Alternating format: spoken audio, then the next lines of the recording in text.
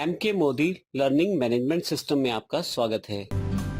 इस सेशन में हम ये पूरा एग्जाम्पल जो हमारी स्क्रीन पे है इसको फिनिश करने वाले हैं, ख़त्म करने वाले हैं, क्योंकि हम पिछले सेशन में इन सभी स्टेप्स को कर चुके हैं। यह मैं फिर से थोड़ा सा रिव्यू दे देता हूँ। बिट्स कंप्यूटर का अकाउंट है जिसमें हमने कैपिटल इन्वेस्ट की कैश के रूप में, बैंक बैलेंस सेट किया, फिर हमने दो एंट्रीज परचेज की एक इंटरस्टेट थी, एक इंट्रास्टेट थी अर्थात राज्य से बाहर और राज्य के अंदर। फिर हमने दो सेल्स की एंट्रियां की, एक इंटरस्टेट थी, एक इंट्रास्टेट थी अर्थात राज्य के बाहर और राज्य के अंदर। अब फाइनली हमने इस सेशन में ही देखना है कि हमने जो अकाउंट अलग अलग बनाए थे इनपुट और आउटपुट के लिए, जैसे सीजीएसटी के लिए हमने एक इनपुट अकाउंट बनाया था, एक आउटपुट अकाउंट बनाया था, वैसे ही एसजीएसटी के लिए भी बनाया था और वैसे ही आईजीएसटी के लिए भी हमने बनाया था। टोटल ये 6 अकाउंट थे जो हमारे पास उपलब्ध थे। अब देखना है कि किस प्रकार से हम इनकी एंट्रीज कर सकते हैं और टोटल कितना टैक्स पेएबल है वो हमें जानकारी लेनी है और किस प्रकार से देख सकते हैं वो टैक्स जो हमें अब पे करना है, और फाइनली उसकी पेमेंट एंट्री भी देखने वाले हैं। तो आइए शुरू करते हैं इस सेशन में।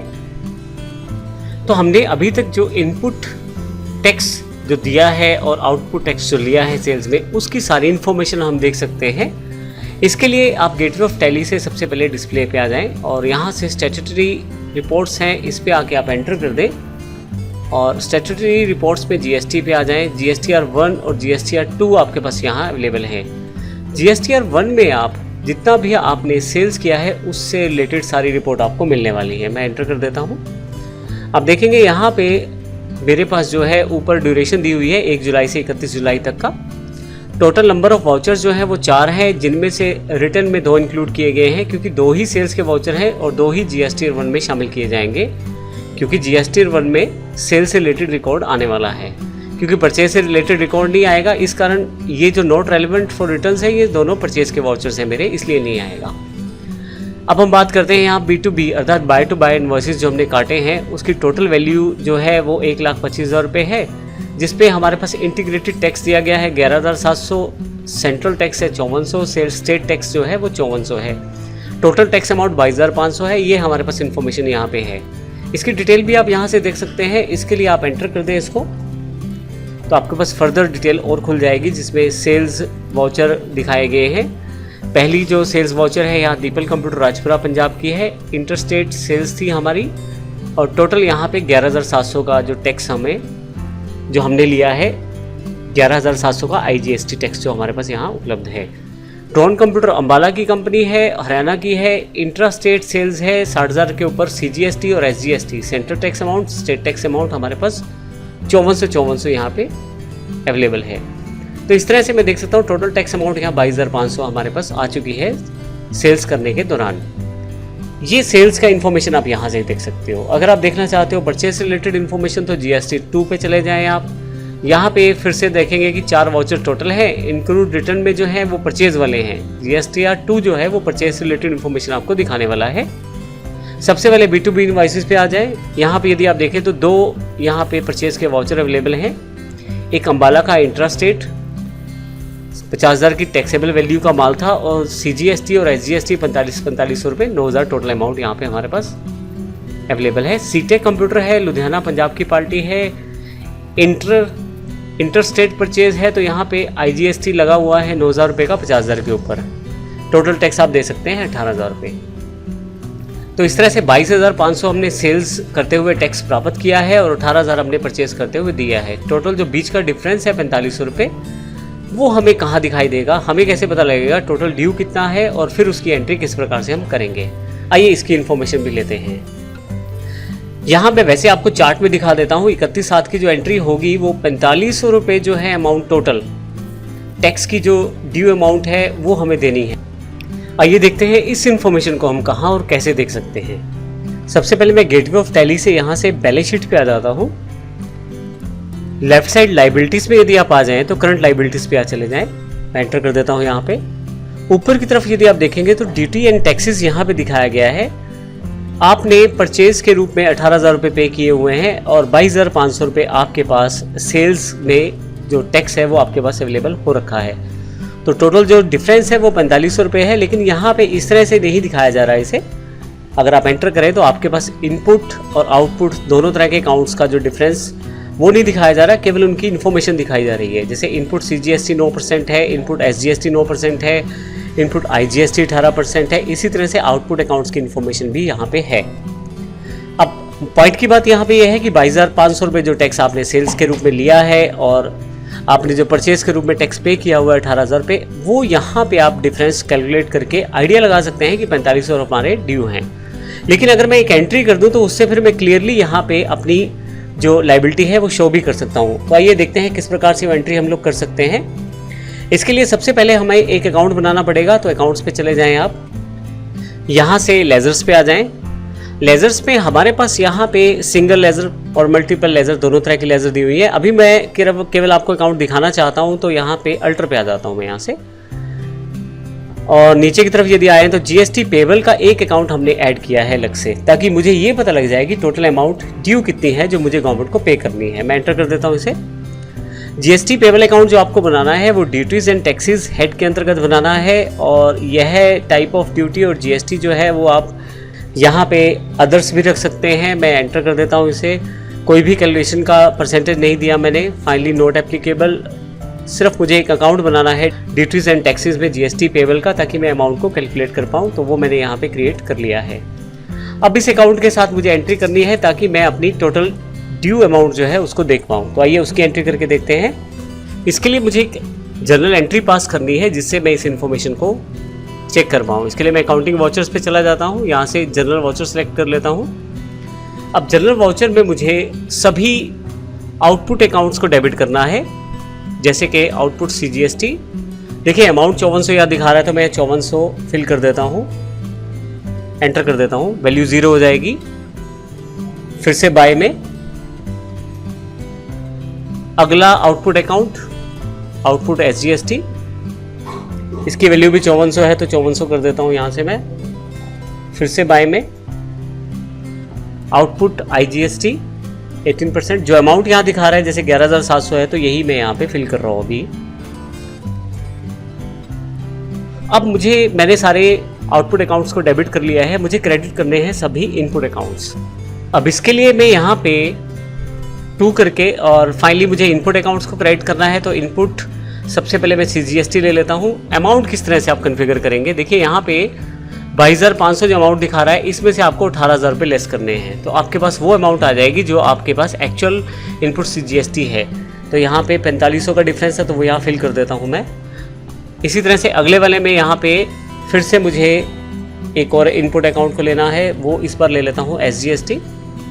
इन दोनों में डिफरेंस देखें तो आपके पास फिर से यहाँ पे 4500 का डिफरेंस है, क्योंकि 18,000 में जब आप माइनस करेंगे 13,500, तो यहाँ 4500 आ जाएगा।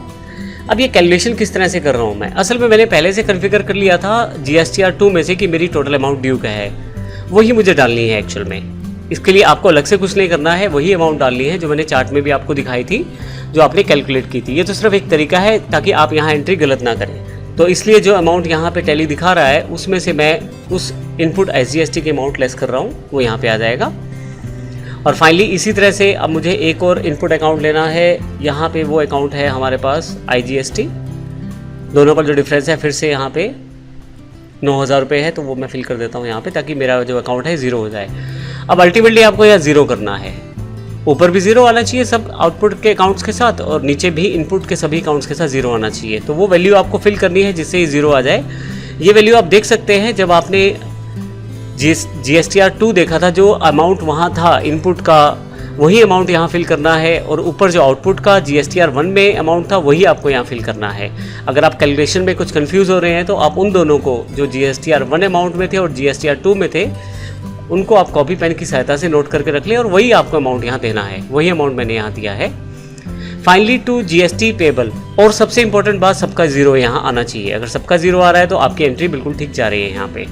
फाइनली आपने अब एक अकाउंट हमने अभी बनाया था GST पेबल, उसको लिया है, ये ऑटोमेटिकली कन्फिगर कर लेगा। बीच का डिफरेंस 4500 मैंने आपको बताया था डिफरेंस था, वही 4500 इसने कन्फिगर कर लिया है, कैलकुलेट कर लिया है। मैं एंटर कर देता हूँ इसे, और फाइनली नरेशन देने के पश्चात मैं यस कर सकता हूँ। ये मेरी एंट्री यहाँ पे हो चुकी है। इस एंट्री का बेनिफिट क्या हुआ है, सबसे पहले मैं आपको दिखा देता हूँ। डिस्प्ले में अगर आप जाएं तो अगर आप स्टैट्यूटरी रिपोर्ट्स में देखें तो मैं आपको फिर से शो कर देता हूँ। GSTR 1 में जो मेरे पास यहाँ अमाउंट थी, ये वाली अमाउंट जो मैंने अभी आपके सामने दिखाई है 5400 और 11700, यही अमाउंट मैंने फिल की थी जब मैंने आउटपुट अकाउंट्स को डेबिट किया था। इसी तरह से जब GSTR 2 में जाऊंगा तो वही अमाउंट जो मेरे पास यहाँ पे है 4500 9000, यही मैंने अमाउंट वहाँ पे क्रेडिट की है इनपुट अकाउंट्स में। ये आप नोट करके पहले से रख सकते हैं। जब आप इनपुट SGST की बात करते हैं तो 4500 आपने यहाँ क्रेडिट किया था। जब आप इनपुट CGST की बात करते हैं तो 4500 क्रेडिट किया था। जब आप IGST की बात करते हैं इनपुट में 9000 क्रेडिट किया था। तो ये आपने वहाँ कॉन्फ़िगर करके पहले से रख लिया है। मैंने इसे नोट कर लिया था तो मैं इसे नोट भी कर सकता हूँ। आप डिफरेंस भी वहाँ से कैलकुलेट कर सकते हैं। फाइनली अब यहाँ पे मैं जो आपको मेन चीज़ दिखानी है मुझे कि एक्चुअल में पेमेंट कितना ड्यू है, ये देखने के लिए मैं यहाँ बैलेंस शीट पे आ जाता हूँ। बैलेंस शीट में अगर आप करंट लाइबिलिटीज़ पे चले जाएं तो देखिए ड्यूटीज़ एंड टैक्सेस का एक हेड अवेलेबल है जिसमें 4500 रुपये मुझे दिखाए जा रहे हैं। अगर मैं इस पर भी एंटर कर दूं तो GST पेबल, वो अमाउंट एक्चुअल में जो आपको पे करनी है वो यहाँ दिखाई जा रही है।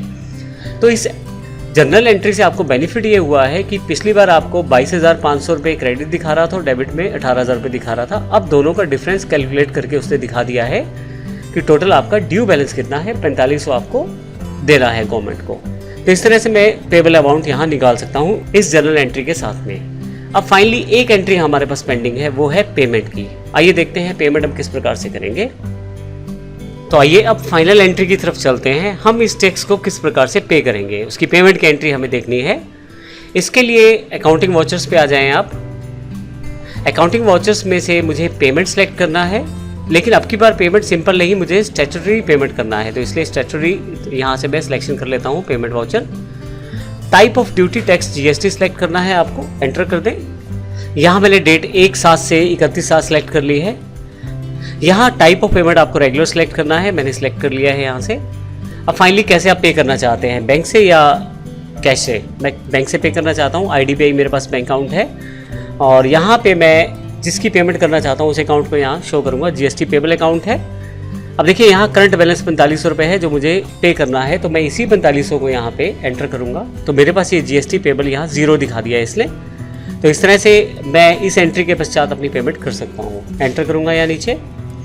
आप GST डिटेल्स प्रोवाइड करना चाहते हैं, यस। अब यहाँ पे किस तरह से आपने पे किया है वो इन्फॉर्मेशन दे सकते हैं। मैंने मान लीजिए नेट बैंकिंग से पे किया है तो उसकी इन्फॉर्मेशन दे दूंगा यहाँ पे मैं। बेसिक इन्फॉर्मेशन के बाद एंटर कर दें आप और फाइनली इसे आप एंटर कर दें। अब इस सारी एंट्रीज़ को करने के पश्चात यस कर दें। ये आपकी पेमेंट एंट्री हो गई है। पेमेंट एंट्री के पश्चात यदि आप देखें बैलेंस शीट में जाकर तो आपको यह है करंट लाइबिलिटीज़ में जाएंगे तो इस समय ड्यूटीज टैक्सेस में कुछ भी नहीं दिखा रहा क्योंकि आप पे कर चुके हैं। तो इस तरह से आप देख सकते हैं कि हमने जो पेमेंट था 4500 रुपये गवर्नमेंट को पे कर दिया है। तो इस प्रकार आप एंट्री कर सकते हैं सेपरेट इनपुट और आउटपुट अकाउंट्स लेते हुए टैक्सेस के, और आसानी से आप GST को पे भी कर सकते हैं। और ये सभी एंट्रीज हमने इस सेशन में देखी हैं। अगला सेशन जो अगला चैप्टर हमारे पास आने वाला है वो रिवर्स चार्ज मैकेनिज्म का है। एक नया एग्जाम्पल है, नया इंपॉर्टेंट टॉपिक है टैली में। और जब भी हम अनरजिस्टर्ड डीलर से परचेज़ करते हैं तो उस टैक्स को देने की जिम्मेवारी हमारी हो जाती है।